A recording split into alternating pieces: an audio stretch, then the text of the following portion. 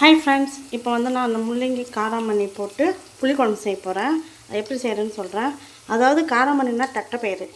மதுரை பக்கம் சைடெல்லாம் வந்து தட்டைப்பயிறு தான் சொல்லுவாங்க ஃப்ரெண்ட்ஸ்.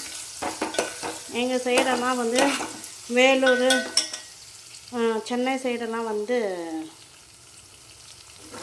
காராமணி தான் ஃப்ரெண்ட்ஸ் சொல்லுவாங்க. இப்போ முள்ளங்கி நல்லா போட்டு வறுத்துட்டு அதுக்கு வந்து தேங்காய் நம்ம மசாலா அரைச்சிங்களா அது வந்து நம்ம என்ன பண்ணணும், இந்த டைமில் வந்து ஊற்றிடணும் ஃப்ரெண்ட்ஸ். இதில் வந்து என்னென்னாக்கா வெங்காயம், தக்காளி, தேங்காய், புளி, பூண்டு, மிளகா பொடி, தனியா பொடியெல்லாம் இல்லைங்க ஃப்ரெண்ட்ஸ். தனியா பொடியெல்லாம் போட்டு போடுங்க. அது போட்டு நல்லா ஃப்ரை பண்ணிக்கலாம். கத்திரிக்காய்க்கும் போட்டுக்கலாம், ஒன்றும் பிரச்சனை இல்லை. கத்திரிக்காய் போடலாம், கூட கருவாடுக்கும் சேர்த்து போடலாம் ஃப்ரெண்ட்ஸ்.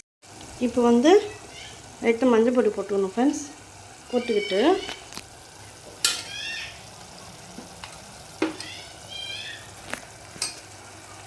நல்லா ஃப்ரை பண்ணிக்கோங்க.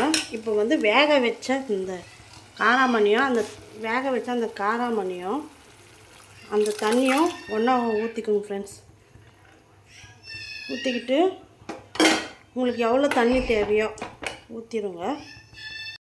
பாருங்கள் ஃப்ரெண்ட்ஸ், எண்ணெய் நல்லா பிரிஞ்சு வந்துடுச்சு. நீங்களும் இதே மாதிரி முள்ளங்கியோ, கத்திரிக்காயோ, கருவாடோ எது போட்டு இந்த மாதிரி காராமணி புளிக்குழம்பு செஞ்சு பாருங்கள்.